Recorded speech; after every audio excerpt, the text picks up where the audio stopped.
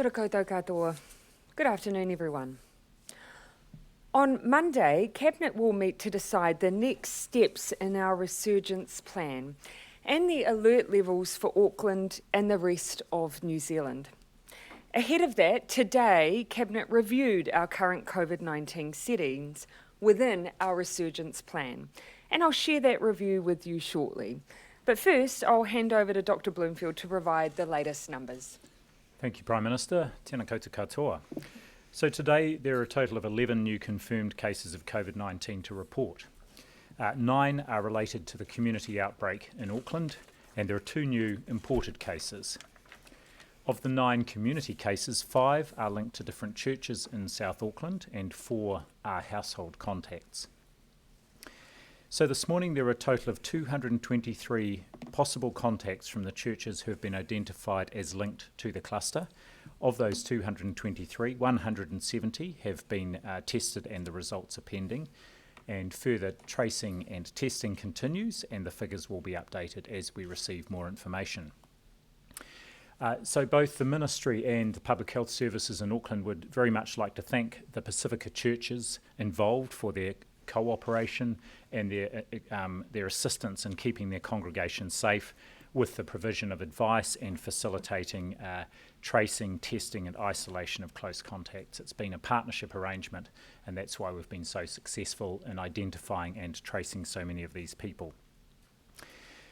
There are 8 people receiving hospital level care for COVID-19, and all of these are part of the Auckland community cluster. There are 2 people in Auckland City Hospital, 1 person in North Shore Hospital and 5 in Middlemore Hospital. 7 of these are stable on a ward, and there is 1 person in Middlemore who remains in ICU. I won't be saying anything more about that case at this time. An additional person in Waikato Hospital was hospitalised, but not as a direct result of COVID-19. All of the cases who are in hospital are isolated and carefully managed separately from other patients. The public can be confident that our DHBs are managing this effectively. We have experience in doing this, and they have very good protocols in place, as they did during the first outbreak of COVID-19. We have heard reports of people who are reluctant to go and seek necessary hospital care, and I can reassure them that our hospitals are safe places to receive medical care, and you should feel confident about doing so. So to date, 143 people linked to the community cluster have been moved into the Auckland isolation quarantine facility, and that includes 70 people with positive tests. So the 11 new confirmed cases today, the 9 in the community and 2 imported cases, brings our total number of positive and confirmed cases to 1,315. Total number of active cases is 105, and 16 of the active cases are in managed isolation or from managed isolation facilities. The 2 new imported cases include a female in her 30s travelling from London via Hong Kong who arrived in New Zealand on the 15th of August and became unwell on the 19th of August. The second is a male in his 50s who returned from Bosra via Dubai and Sydney between 16 and 17 August. Both of those, of course, now they are confirmed cases, are transferred to the quarantine facility in Auckland. Of the 89 cases in the community, 88 are now linked to the cluster and 1 remains under investigation. The possibility that the Ridge's maintenance worker, who is not connected to the larger cluster, as you know, contracted the virus after being in the lift shortly after a hotel guest remains one important line of investigation, and no further information to report on that today.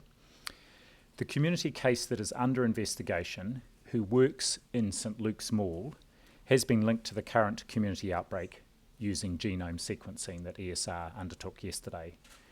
However, there is no as yet known or confirmed epidemiological link with the outbreak, and investigations continue into the source of exposure. One specific line of inquiry is that this case and another case may have been on the same bus. And I'd like to take the opportunity to remind everybody of the value of and the importance of using masks when in places particularly like public transport, where it is difficult to maintain physical distancing. We will update you as that investigation proceeds. The National Contact Tracing Service has 1,999 close contacts identified. 1,924 have been contacted and are self-isolating. The remainder are in the process of being contacted. In terms of testing, yesterday there were 15,714 tests undertaken, bringing our total to 673,220. We have all but completed our surge testing of the border workforce and managed isolation workforce, and planning is underway for a second wave of testing with a focus on Auckland that will start next week. Following that, there will be a program of regular testing of border workers. And finally, on exemptions, we've received more than 9,000 applications for exemptions. Over 4,000 were processed yesterday, so decisions are being made quickly, and more than 1,200 have been approved. 10% of applications are actually from people who do not need to reply, so before people put in an exemption request, please do check the covid.govt.nz website for the list of industries that have class exemptions already. Thank you, Prime Minister. Thank you, Dr. Bloomfield. Before I begin today, I want to say a word of thanks.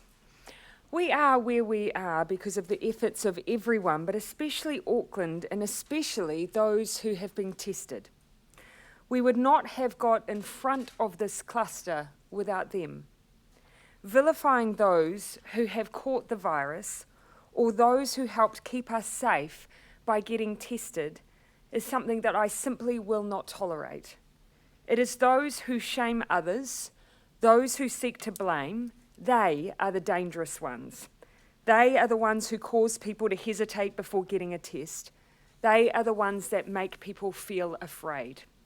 There is no room for division when it comes to fighting COVID. By sticking together, supporting each other, and acting responsibly, we'll continue to defeat it when it re-emerges.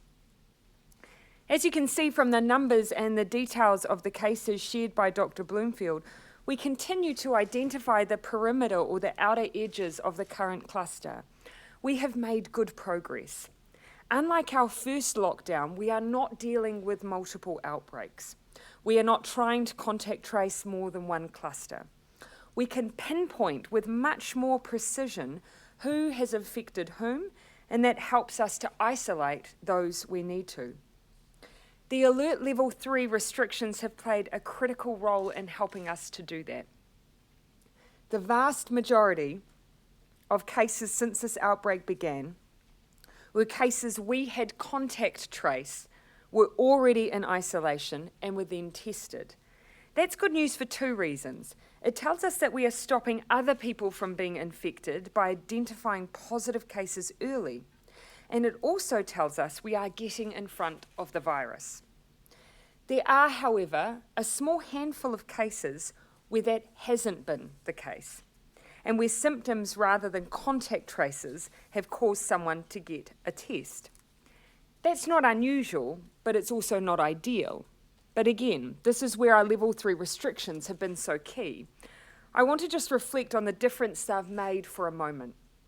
Everyone in Auckland knows what those restrictions have meant. No face-to-face retail shopping, no gatherings, no school. They're sacrifices. I want you to know that they've not been in vain. Over the last 10 days, we have identified cases that have affected a major store at Sylvia Park, a shop at St. Luke's Mall, 6 schools, and 4 churches. Imagine how much bigger that cluster and outbreak would be if all of those places hadn't closed and that contact had continued, if school students had continued to mingle, if shop workers continued to serve people. It could have been enormous. So for that, I want to say thank you, Auckland. You have made a huge difference to our containment efforts. The combination of widespread testing, effective contact tracing, and adherence to level 3 restrictions, such as staying home in your bubble, have stopped any wider spread of the virus. The response has been fast and effective, but it has not concluded yet. And so Auckland has been at level 3 for 10 days now, and we did say we would check in on those settings today. As a Cabinet, we have done that by looking at the latest information. There is nothing to suggest we need to change our course, and certainly nothing that suggests we need to escalate our response. But at this stage, we need to stay the course and retain the settings we have for now. That means we will consider Auckland's Alert Level 3 settings and the rest of the country's status at Alert Level 2 again on Monday. We have made a good start, but it is critically important that over the weekend and early next week we stick to the Level 3 rules. No one wants to go backwards and stay in Level 3 longer than necessary. In the meantime, I do want to acknowledge what is being achieved through the work of many over the last 10 days. There are encouraging signs. We have the Auckland cluster circled. There are now 87 cases within that cluster, all of whom are isolated. We have completed 170,515 tests since our current alert level settings began last Wednesday. To put this into perspective globally, the World Health Organization this week said we have one of the highest rankings in the world for our rate of testing per positive case. This means we can have a high level of confidence around the reach of this cluster into the community and that we are containing it. Contact tracing of the cluster has been at or over 80% within 2 days. That's the standard Dr. Verrill said was necessary in her comprehensive report during the last outbreak. And even though we sit alongside many countries that have experienced resurgence, we have as a team done good work to limit the impact of that as much as possible. New Zealand is among a small number of countries that still has a low rate of COVID cases and one of the lowest COVID death rates in the world. To give you just one example, the United States has 16,563 cases per million people. We have 269 cases per million people. And the reason we have been able to do that is in large part because you have all played a role. In our first experience of having one part of New Zealand at a different alert level than the rest, the police quickly put a secure ring in place around Auckland 24/7. The vast majority of New Zealanders are complying with new restrictions. We've had just 2 arrests so far. 13 checkpoints have stopped 106,000 vehicles, and around 95% have been let through for legitimate purposes. Data tracking shows Aucklanders' movements are down even more so than last time we were at Alert Level 3. There's been a massive mobilisation of police, defence, health, MB and education sectors. And we've put in place immediate financial supports to again cushion the economic blow with a new COVID wage subsidy extension, because we saw with the first outbreak getting on top of the virus early means we can open up the economy early. While a re-emergence of COVID in our community is something no one wanted, it's something we planned for. And even in a scenario that is at the harder end of the scale, with a very complex cluster, as this outbreak has been, it's a plan that is working as we intended. One of the questions I've been asked recently is whether our resurgence plan in the future will always feature level 3 lockdowns. The answer to that is no, not necessarily. The big cluster we've been dealing with has some features that it made it particularly difficult. It started in our most densely populated city and also hit our community in South Auckland, where we have higher levels of social interaction. Our first case in the cluster has not yet been linked to any obvious source, and it became clear quite quickly when we traced backwards that there were people who had been infected earlier. But within this outbreak, we've also seen an example of where, if it had happened on its own, we wouldn't have needed extended restrictions. That is the Ridges case. Here we saw a worker from a managed isolation facility who tested positive through the testing of all staff. We quickly identified their close contacts. They were tested and isolated. At the same time, we sent the workers' results to ESR for genome sequencing. It told us their infection was in the same sequence as a returning New Zealander in the facility they worked. We could then use CCTV footage and swipe card data to identify that the worker and returning New Zealander had been in a lift within a very similar time frame of one another. This is an example of 2 things. First, just how tricky this virus is, but also how the system should work. We can't stop every case, but we can stop cases spreading. If this Ridges case happened on its own without our current cluster, we would not have needed to increase any restrictions for Auckland or the rest of the country.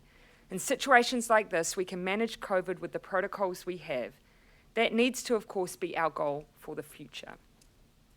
Also important for the future is learning as much as we can about how the current cluster started. I want to share with everyone what we know about it and our lines of investigation into its source. There continue to be several potential theories, all of which we have chased hard and continue to do so. We all want to learn what happened here. We know that the sequence of COVID we are dealing with is from the B111 family. We know that our sequence is highly unlikely to be linked to our first wave for two reasons. The B111 family was quite rare in New Zealand during wave 1, and the sequencing tells us it hasn't mutated much from those recorded overseas, which means it's pretty likely to be a short transmission chain away from the sequence of overseas origin. The most obvious place to look has been the places where returning New Zealanders arrive and spend time.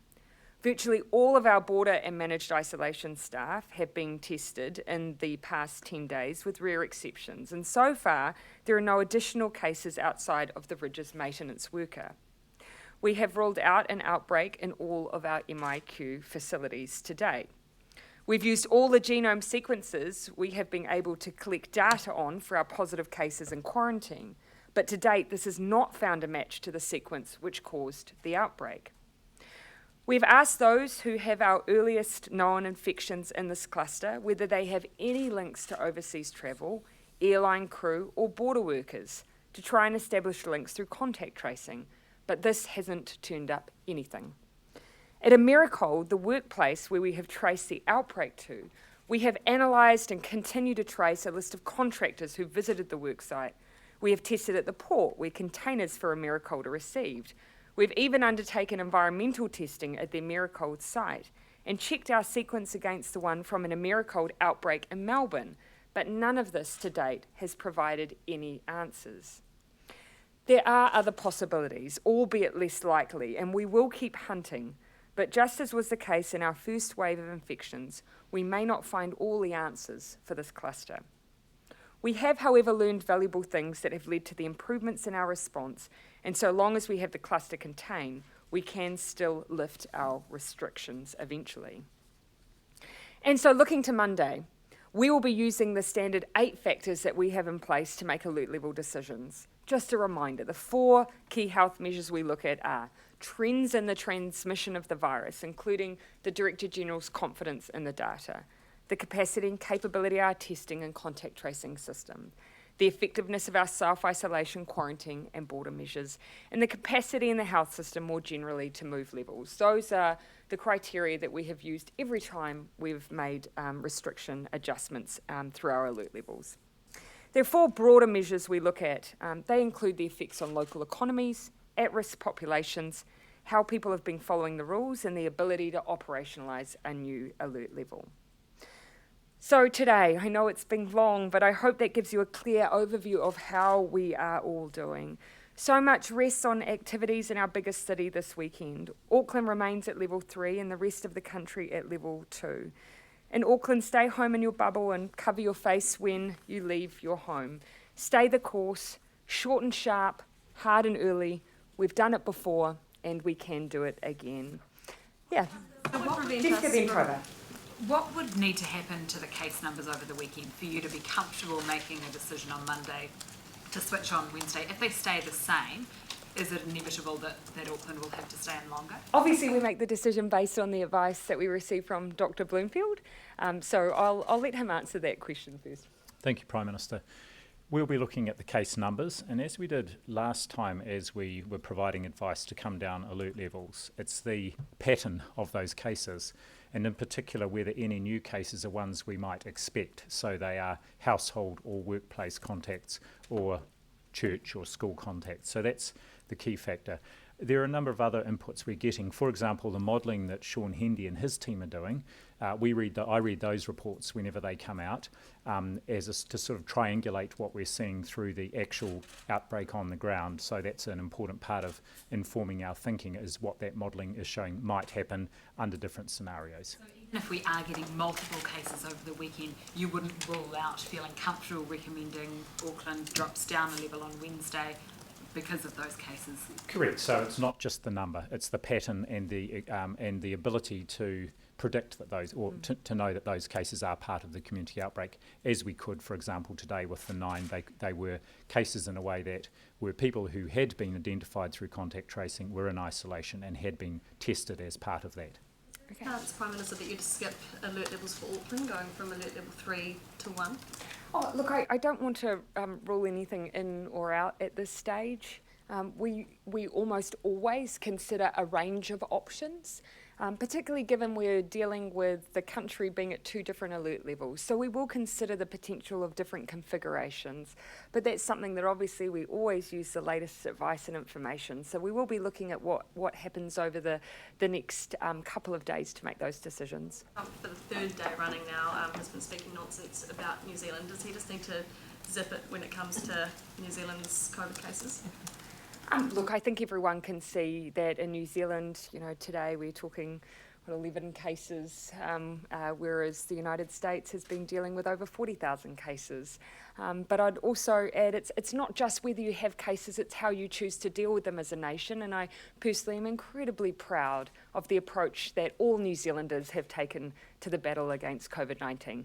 When you heard those latest, have you heard those latest comments, and what did you think when you? I haven't heard them. I've seen them written, but they haven't changed my perspective I shared recently, which is we are one of many countries around the world that are dealing with resurgence, but albeit, relatively speaking, on a very, very small scale. Our approach to COVID has been different to other countries, but it's an approach I think we can all feel very proud of. I'll come to you, Joe. Is there any scenario whereby parts of Auckland where cases are popping up, particularly depending what happens over the weekend, where they may stay at level 3 while wider Auckland region can come down a level?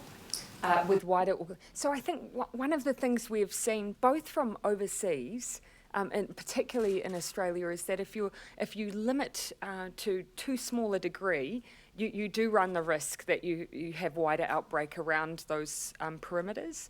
And I think it has been quite informative for us that we moved Auckland as quite a fulsome region. We took into account the boundaries that did bring in the entire area. And I think we were right to do that. We have seen cases that have affected the North Shore.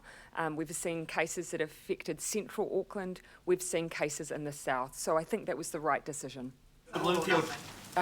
Well, in this case, I think that's proven its worth. It's not to say in the future that you might have a smaller regional approach, but when it comes to Auckland, in those early precautionary days where we just didn't know enough, taking in the whole region was the right decision. Dr. Bloomfield, with the genome sequencing for the St. Luke's case, is there any possibility that that person could be linked to the original source from before Americold, which we don't know about, or is it definite that they are linked to the Americold cluster specifically? Which case did you say? The St. Luke's case. The St. Luke's case. Well, what the ESR team will be able to do, will be able to map where it fits in sort of the sequence of transmission, so that will be very helpful. They're in the process of doing that. But if I think about the timing of onset of symptoms of that person, which was I think around the 14th or 15th, exposure likely a few days prior to that, that's quite some time after the first date of onset of symptoms we have in our first Americold case, which was the 31st of July. Strip that was that's a active line of inquiry. Are you able to say where that bus was going and when it was? I don't. That's just been confirmed. So what the Regional Public Health Service has got from the interviews of 2 cases is that they seem to have been on the same bus on the same route by their description of the journey. And now we're working with Auckland Transport to look at the Public Health Unit is working with Auckland Transport to look at the hop card information to get exact timing, and that will again help. And this is the sort of degree of inquiry that happens around cases to try and provide that epidemiological link. And just to reiterate the point I made, we may or may not find a link there, but I do want to emphasise the importance of the use of masks in public transport, particularly in that setting where you have got known cases in the community. We're on the bus at the same time. Is it possible that other people who were also on the bus could have been exposed to COVID-19? Do they need to do anything? Quite, and just like on an airline flight, of course we can also, working with Auckland Transport, use the hop card information of others who were on the bus and treat them, particularly those who might have been sitting in the same area of the bus, treat them as if they were close contacts and then the system of contact tracing, isolation, and testing would cut in. The good thing is here, of course, is this bus journey, which was on the morning of the 12th of August, was just before Auckland then went into alert level 3 posture. So that's the value of having that wider restriction on movement, is that even if there were people who may have been on that bus and may have been exposed and or infected, that they haven't been out and about in the community near as much as they might have been if we were in an alert level 1 or 2. And while we're just working to doubly confirm that connection, as Dr. Bloomfield said, this is a really timely reminder, both what we know to date of the Ridges case, but what we know to date here, that mask use in Auckland, but also hand hygiene, and just how tricky it is to manage transmission of COVID-19. It just demonstrates why all those public health messages are just so important. So you sounded pretty... I'll come to you, Jenna, and then Bernard. Sorry, does it, the bus, we were talking yesterday about having contact tracing or QR code on buses. Does this make you reconsider whether that would be valuable? We've had that discussion as ministers. For Auckland, helpfully, the HOP card actually provides that data, and so that tells us who's on the bus at the same time, and of course the bus they're on and the route they're on. So that's really helpful. When you come to other parts of the country, that information is not collected in the same way, and the use of cards is not as high or as frequent. And so we have been exploring whether or not we can have COVID Tracer app use on different routes on buses as well. So that's something we're actively looking at. In the meantime, mask use in Auckland is encouraged just generally when you're out and about, but absolutely on public transport. And for the rest of the country, at alert level 2, we ask you to use masks on public transport as well. Minister, you mentioned that today's decision and Monday's decision would include some look at how it affects local economies. Mm-hmm. What sort of economic analysis have you done? Because Treasury say they haven't done any sort of cost-benefit analysis that uses quality-adjusted life years and those sorts of things. Yes. Other people outside government are saying their analyses say the lockdowns are too hard and are actually damaging the economy. So how will you make this decision on Monday? So look, we actually factor in a fairly wide range of information, as much as we're able. And so the Minister of Finance spoke to some of the economic activity we do or don't see at alert level 3. We know estimates from Treasury put it at about 80%. But having said that, we also know that for those who aren't operating, it is particularly difficult for hospitality and retail. So we look at the impact of the lockdown on economic activity. We have seen estimates that have been used around the potential impact just for Auckland. They're not necessarily cost-benefit analysis, but just simply impact overall. And we do as much as we possible. We do stay in touch with the likes of Business New Zealand and operators to hear the impacts on different sectors, including, for instance, construction and others. So it's a wide range of factors where we have data.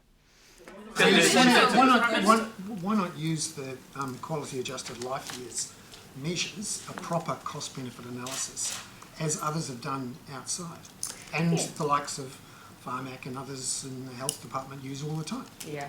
Well, also what I think we do need to factor in is that some of that analysis will take into account a trade-off in a moment in time, but won't necessarily take on to account the trade-offs over the course of our fight against COVID-19, because our strategy is very much about, yes, taking that really short, sharp approach, go hard, go early, and so we need to factor in the lifetime impact of our approach on the economy as we battle COVID-19 overall. And you can see from the stringency index, New Zealand, spikes in alert levels when we go hard and early, then quickly returns to normality. And even when you look at New Zealand's recent escalation, we're still only up around where many countries have been for a consistent period of time. time.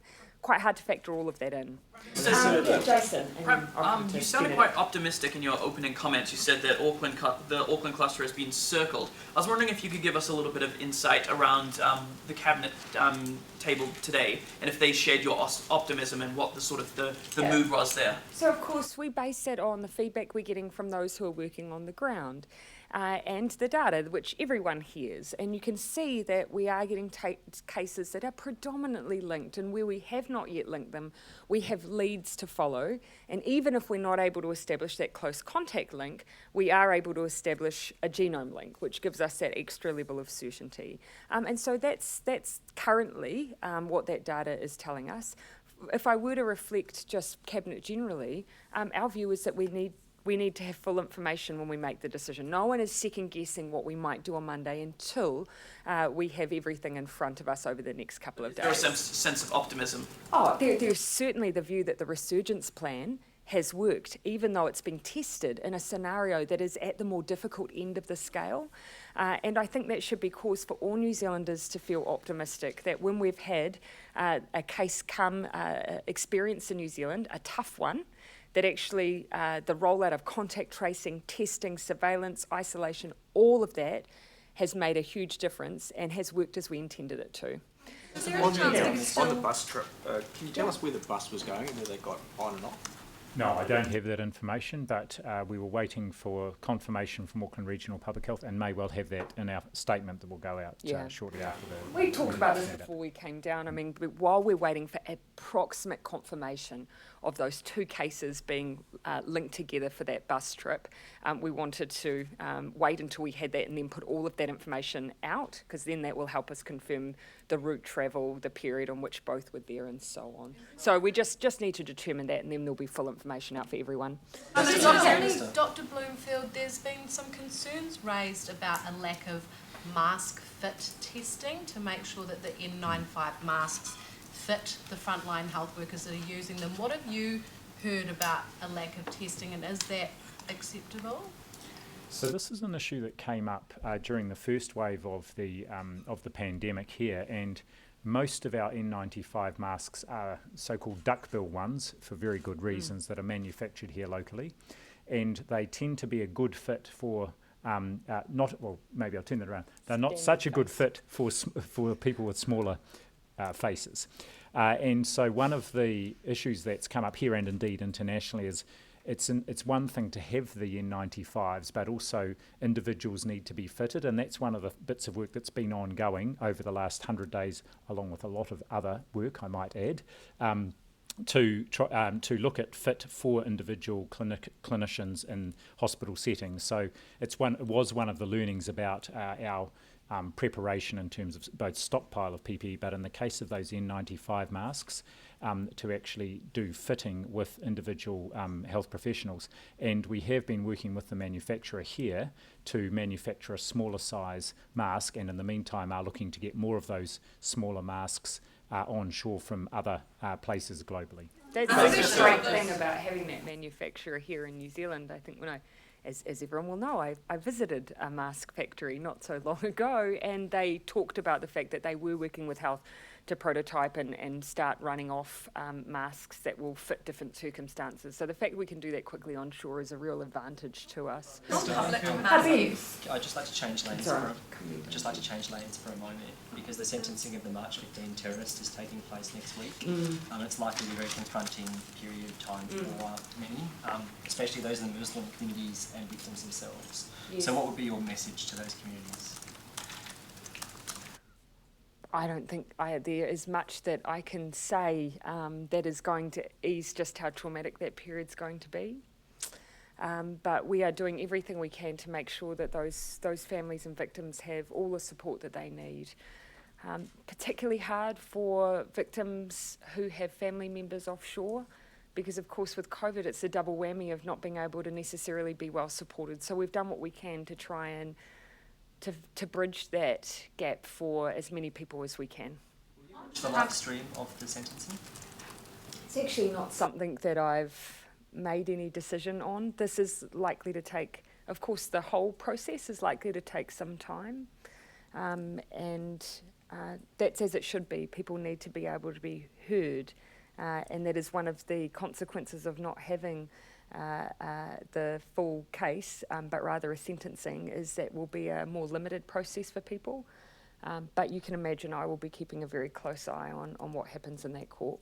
I also just asked Dr. Bloomfield whether any of the people who were granted exemptions to travel for the sentencing, whether any of those have failed their COVID tests. I don't know, but they have been there are a number of people in Auckland who have been granted exemptions, yes, to travel to Christchurch. Not from MIQ, though. Not from MIQ, we should be no. really clear So on that. people, Not from yes, managed isolation. People who had come in from overseas for and been in the 14-day quarantine period, isolation period, would have been tested day 3 and day 12. I don't know if any have failed the test. I can find that out. Yeah. Or, sorry, not failed the test. If any had positive tests during that visit, I don't think so. We would have, I'm sure, known. My understanding, of course, is though that everyone is spending the full 14 days in quarantine, and that will have the consequence of some not necessarily being able to attend in person. Yes. Yes. Thank you. Just in terms of those hop cards, not all of them are always registered. So, is there any advice going out to Aucklanders to, if they have the hop card, to register themselves in order to help that contact tracing? That would need to be something that once we're able to ascertain that definitely is our strongest lead, and that there is that connection between those individuals on that route and on that bus, we'll then have the chance to look with Auckland Council at all of the hop card data we have, and if we need to give that advice to individuals because we identify that gap in data, I imagine that's something we'll include in our public health advice, which we should, all things being equal, have out this afternoon. The provisional suicide statistics came out today. Yeah. They actually showed a drop year on year. Do you hope that puts to bed some of those rumours and speculation we saw about suicide during COVID-19, particularly on social media? Yeah. And that has been, a significant shift in numbers that we've seen from that report that's come from the ministry. And yes, I do hope that finally does put to bed some of the rumours that existed. I do just want to add that isn't going to change our focus on mental health issues, particularly as they relate to the anxiety that people feel around COVID-19. But it shows that we can make a difference when it comes to suicide in New Zealand, and that community organisations and the many, many people who are working on those issues are making a difference. CDHB, the Minister spoke to members there yesterday. Yeah. Are you looking at putting in a Crown monitor? Because that's something that's been called for today. Yeah, I do want to let the Minister continue to work through those issues, but it is fair to say that we are working very hard to play a constructive role in the dispute and the tension that obviously exists within the DHB. And we do have a role to play there. The Minister has been very, very active in trying to help resolve some of those issues. DHB, just on that, do you think it's a crisis? I mean, there's so much medical talent that has now left. It's been a mass exodus of people. Is this a crisis? There are very clearly issues that need to be addressed and very quickly. We see our role here as intervening to try and make sure we can find a resolution. Ultimately, no one wants to see any impact for the community around this DHB affected by the dispute and the tension that exists there. So I know that will be the focus of many involved, and in fact that will be the motivation of many involved. So let's use that as our common ground and find a way through. On that, so the press, a very fine stuff newspaper, has understands that your minister did not actually speak with the DHB board yesterday. Have you laid out your expectations? No, I don't believe that is the case. I'll let Minister Hipkins speak to his own timeline, but that's certainly not as I understand it. They've written to you twice, though, the senior. Sorry? The senior doctors have written to you twice about this. Yes, I'll just finish this question, then happy to come to you. I'm happy for you to answer that. They've written to you twice, and they say they haven't got a reply to you. Why haven't you replied to the senior? I've signed out a letter to respond to the clinicians that wrote to me. I'd have to get the date on that, but it was at least a little while ago. You said Bill English and the government was at war with this DHB, and the government needed to step in. It's 3 years later. What's happened? And look, obviously a lot has happened in that period. And again, there are issues that are being raised now that we are actively again stepping in to try and play a role, to try and resolve the issues that are there. So we do see that there is a role for us to play, and we are playing it. Again, I'll let Minister Hipkins, though, speak to any timelines of conversations with the board, and I'm not going to preempt any outcome. We do know, though, that we need to move quickly. It has escalated. We as a government don't want to wait for any period to try and help resolve these issues. Quickly to do what? Help resolve the tension that exists between clinicians quite clearly and the board. I think that travel in and out of Auckland would need to remain restricted even if Auckland goes to 2 and the rest of the country goes to 1. You ask a good question. Obviously, when you have, if you had a scenario where one part of the country was at a different alert level, lesser than level 3 than the other, actually those levels have usually included interregional travel, but then you have the issue of limits on mass gatherings in one part of the country and not in the rest. So those are some technicalities and things we need to take into account with our decision, and we'll be working through that as a Cabinet on Monday. How much will that factor be? Customers Director General, I've been told that the commercial arrangement under which labs invoice the ministry for COVID tests expires in September and is being renegotiated to give the ministry more power to audit those labs. Could you give any more detail on those negotiations? No, I don't have any more detail. What I would say is that the nature of the negotiations with the labs are good. I mean, it's not an adversarial discussion. Clearly, the original contract was put in place when the epidemic or the pandemic was starting and put in place for a good amount of time. We're now into a different pattern, so we're renegotiating that contract with the labs to ensure that, first of all, we are getting good value for public money, but also that there is an ability to get the sort of reporting we need, and also, indeed, that we can go and just check on delivery on the contract. So that would be a standard thing. But would it be easier is that? What sort of reporting do you need? Well, the reporting, of course, that we're most interested in is the reporting of results and the ability to ensure that the way those results are reported can be linked directly into our EpiServe, our contact tracing databases and so on. And then there will be reporting from each lab on the volumes to ensure that payment is appropriate for the volumes that they are delivering. You need to sort this out if labs that have been privatised. Customers are having to wait 7 to 14 days to get reusable masks from online retailers because there's so much demand. What's your advice to them in the meantime? Is it still worth buying them if they don't show up for another week or 2? Well, I might talk to the supply issues and then I'll have Dr. Bloomfield talk to the advice. Last time I checked in with the All of Government group, I was advised that we did still have supply within our major retailers. So if people are finding it hard online, there are options for those retailers that you are able to visit, so supermarkets, for instance.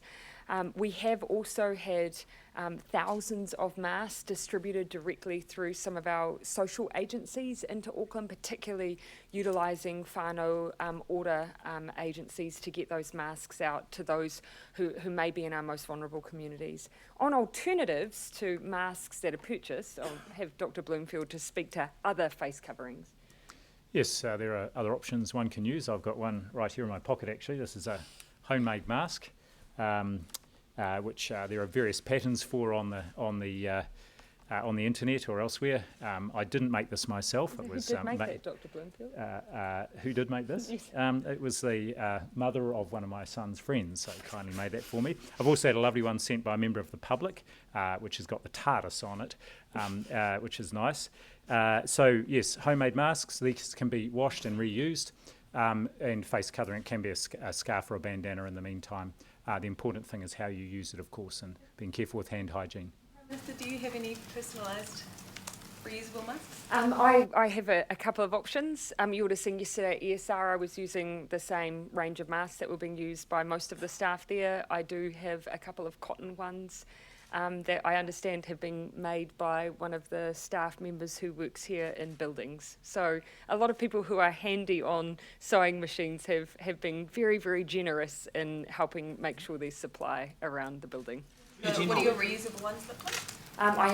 I just have a range of patterns. I didn't bring mine down as Dr. Bloomfield did, so unfortunately I can't show you. I don't. Could you demonstrate?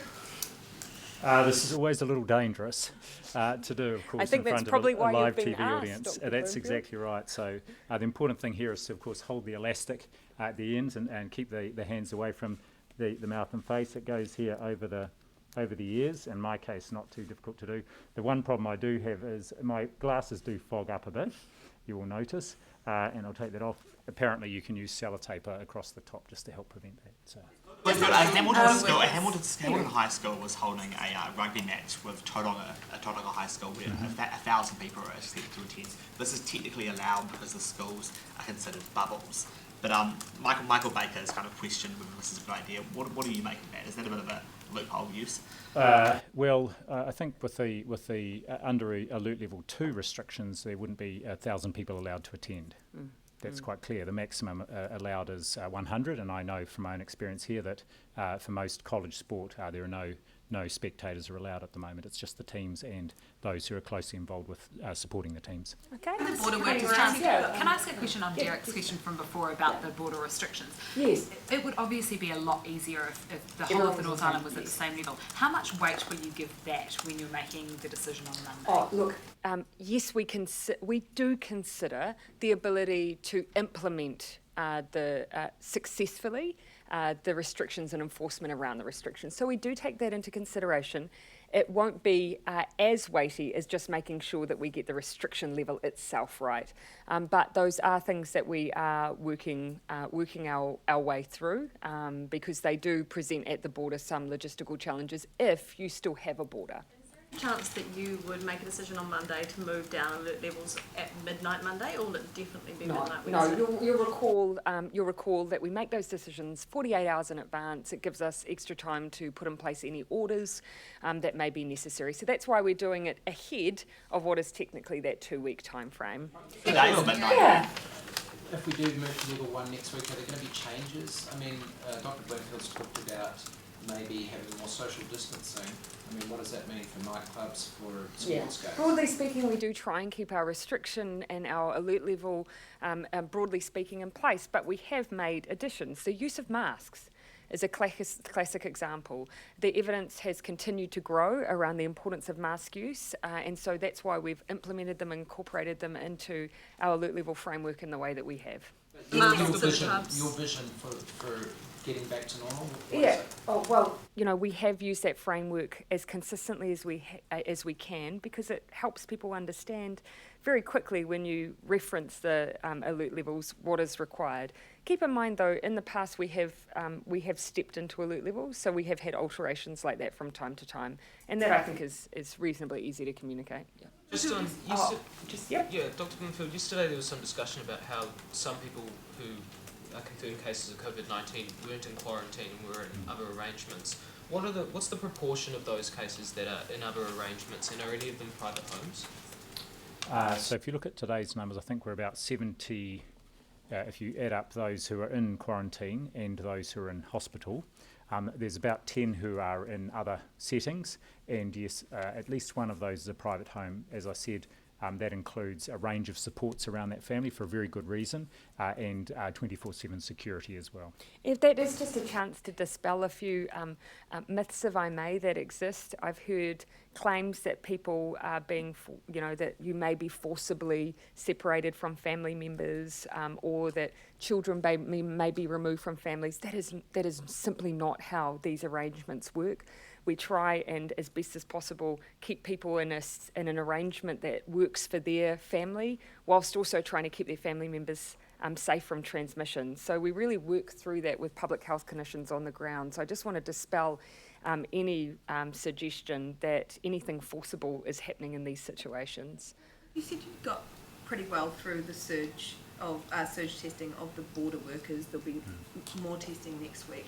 How regularly ongoing will the testing of the border workforce? So we worked up a plan around that with the whole range of government agencies, so that we include not just the availability of testing, but the assurance to the workforce that they will be able to receive and required to be tested regularly. there will be some categorisation depending on the level of risk for different workforces. So for some members of the workforce it may be weekly, others it may be just fortnightly or monthly. So we're busy, very busy with our colleagues across government just finalising that plan. So making sure that those who are at the front line having those most at-risk interactions, that we're really prioritising their regular testing. Minister Hipkins is likely to speak in more detail around what that framework and what that regular testing regime will look like.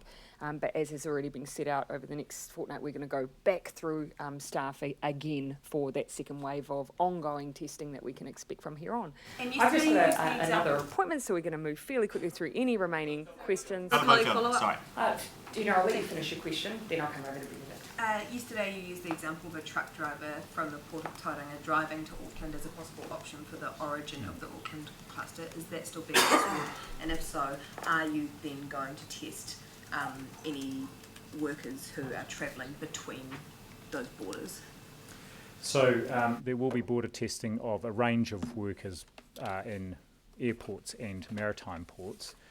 I was specifically using that example as to explain why we were testing the port workers at Tauranga, because that was one of the ports where goods for Americold came in through.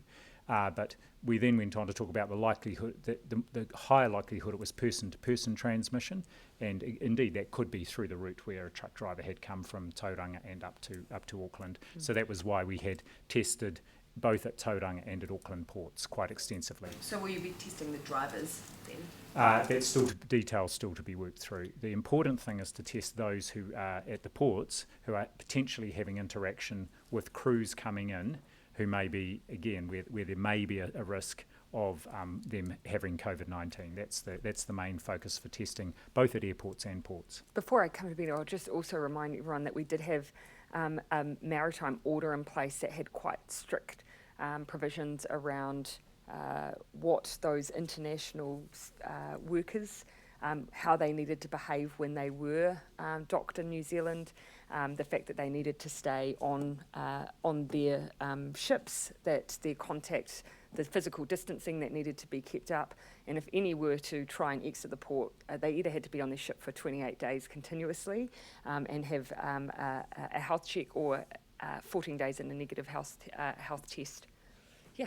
How do you think businesses in Auckland are holding up, having gone through another alert level 3? And do you have any advice or any words for business owners, given it's uncertain whether levels are going to change? I think actually, generally what I'm picking up for both Aucklanders and just for New Zealanders is the uncertainty that an environment like a global pandemic creates and the anxiety that comes off the back of that.